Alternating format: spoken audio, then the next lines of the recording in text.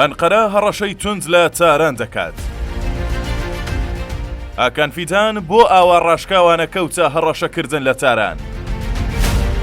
ئەگەر تاران دەتوانێت دەستێوەردان بکات، بێگومان ئێمەش دەتوانین لە ڕێگەی هەندێک گروپەوە کێشەی بۆ دروست بکەین. ئەگەر کەسێک بەردێک بگرێتە شوشەکەمان، ئەوە ئێمە خانووەکەی بەسەردا کاول دەکەین. بەداخەوە تورکیا ماوەیەکە بۆتە داردەستی ئەمریکا و ڕژێمی زایۆنی. ئاکان فیدان وەزیری جەرەوەی تورکیا لە میانەی چاوپێکەوتنێکدا لەگەڵ کەناڵی جەزیرەی قەتەر کە هەفتەی ڕابردوو بڵاوکرایەوە، سیاسەتی دەرەوەی ئێرانی بە پشتیوانیکردن لە میلیشیاکان تاوانبار کرد. ئەم سیاسەتەشی بە مەترسیدار وەسف کرد و گوتی دەبێت ئەم سیاسەتە بگۆڕدرێت. لە هەمان چاوپێکەوتندا وەزیری جەرەوەی تورکیا بە زمانێکی دیپلۆماسیانە ڕەشەیەکی لە ناکە و سەیری لە تاران کرد و ڕایگەیاند ئەگەر ئێران دەتوانێت دەستێوەردان بکات، ئەوە ئێمەش دەتوانین لە ڕێگەی هەندێک گروپەوە کێشەی بۆ دروست بکەین. هەردووە بە دوایەم لێدوانەی فیدان ڕاوێژکاری ڕێبەری باڵای شۆڕشی ئیسلامی بۆ کاروباری نێودەوڵەتی بە توندی وەڵامی قسەکانی فیدانی دایەوە و جەختی لەوە کردەوە کە ئێران هەرگیز لە بەرامبەر زیادەڕۆییەکاندا بێجەنگ نابێت. ئەو کات هۆشداری بە تورکیادا ڕایگەیاند ئەگەر هەندێک لەو وڵاتانە پێیان وابێت دەتوانن پێگەی ئێران لە ناوچەکەدا لاواز بکەن، ئەوە زۆر هەڵەن. لەوەش گرنگتر لە کۆتاییدا تورکیای بە دارەدەستی ئەمریکا و ئیسرائیل تاوانبار کرد. ئەو کات ئیبراهیم ڕەزایی وتەبێژی لیژنەی یاسایشی نەتەوەیی پەرلەمانی ئێرانیش لە پێگەی تایبەتی خۆی نووسی ئێمە ئەوە فێر بووین ئەگەر کەسێک بەردێک بگرێتە شوشەکەمان، ئەوە خانووەکەی بەسەردا کاول دەکەین. با ڕەچاوکردنی لێدوانەکەی ئاکان فیدان لەلایەک و قسەکانی دکتۆر ویلایەتی وەک ڕاوێژکاری ڕێبەری باڵای ئیسلامی لەلایەکی دیکەوە ئەم پرسیارە دێتە ئاراوە. ئەرێ ئاکان فیدان بۆ ئاوا هەڕەشە لە تاران دەکات. لە بەرامبەریشدا تاران بۆ ئاوا بە توندی وەڵامی ئەنقەرە دەداتەوە و وەک دارەدەستی ئەمریکا و ئیسرائیل تۆمەتباری دەکات.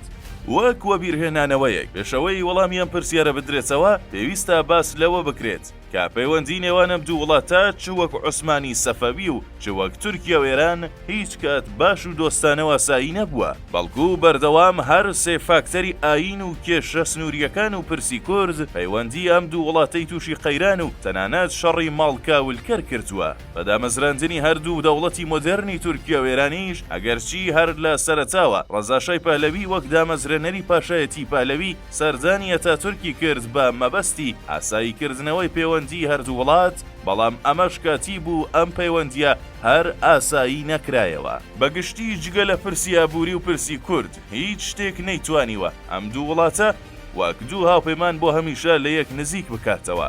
بۆیە بەردەوام ئەم دوو وڵاتە بە گومانەوە سەیری یەکتریان کردووە و قەت متمانەیان بە یەکجی نەبووە. لە سەردەمی کۆماری ئیسلامیشدا ئەم بێمتمانەیە بەهۆی پرسی لایەنگری تاران لە شیعەکان ئاڵۆزتر بووە و لە ئێستاشدا پرسی کەوتنی سووریا و گۆڕانکاری لە پرسی کورد لە تورکیادا کێشە و قەیرانی نێوان ئەم دوو وڵاتەی هێندەی دیکە قوڵتر کردوتەوە.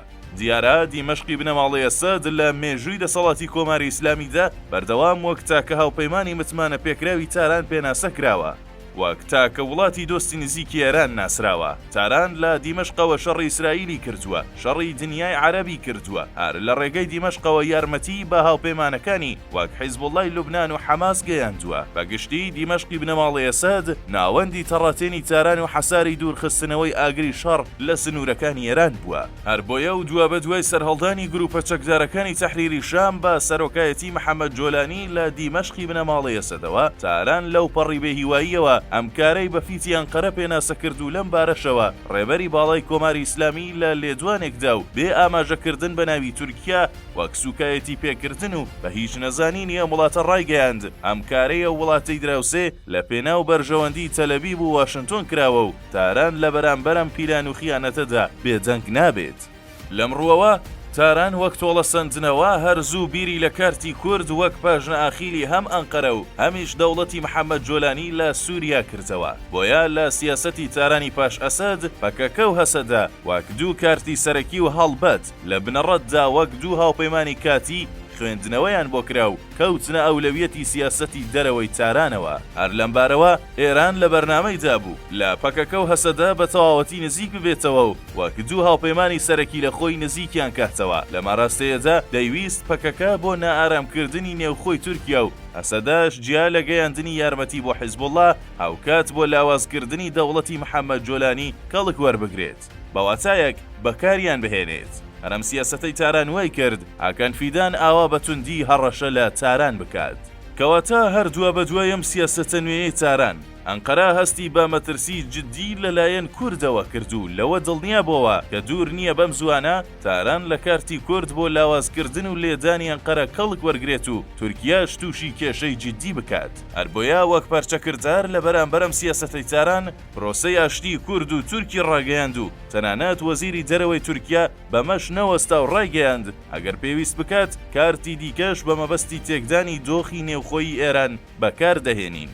بۆیە تاران باش دەزانێت کە دەمێکە لە تەورێز هەندێجار ئاڵەی ئەزەربایجان و تەنانەت تورکیا بەرز دەکرێتەوە واتە ناسیۆنالیزمی تورکی بە فیتی تورکیا و یارمەتی باکۆل لە پەرەسەندندایە. ئەمەش دەتوانێت بە ئاسانی نێوخۆی ئێران تووشی نائارامی بکات. لێرەوە ئەم هەڕەشەیەی وەزیری زەرەوەی تورکیا هەمان کارتی بەکارهێنانی تورکەکانی ئێرانە بۆ تێکدانی دۆخی ناوخۆی وڵاتە. هەربۆیە بەتوندی لەلایەن تارانەوە وەڵامی ئەم لێدوانەی هاکان فیدان درایەوە و بەم شێوازە پەیوەندی ئەم دوو وڵاتە جارێکی دیکە تووشی قەیرانێکی جددی و مەترسیدار بۆوە. کۆیەم چیرۆکە بە ئێمە دەڵێت ئیدارەکردنی وڵاتانی ڕۆژەڵاتی ناوەڕاست و بەتایبەت تورکیا و ئێران بەم هەناسەیە ئەستەما بیر لە چارەسەری هەمیشەیی بۆ ئەم کێشە نەتەوەیانە بکرێتەوە. بۆیە دەبێت چاوەڕێی ڕوبەڕووبوونەوەی نەتەوەکانی ئەم ناوچەیە و بەتایبەت فارس و تورک بین. لەمڕۆوە دەکرێت بانگەشەی ئەوە بکرێت ئەستەمە بەم ئاسانیە و بەم زوانە ڕۆژەڵاتی ناوین ئارامی و سەقامگیری بەخۆیەوە ببینێت.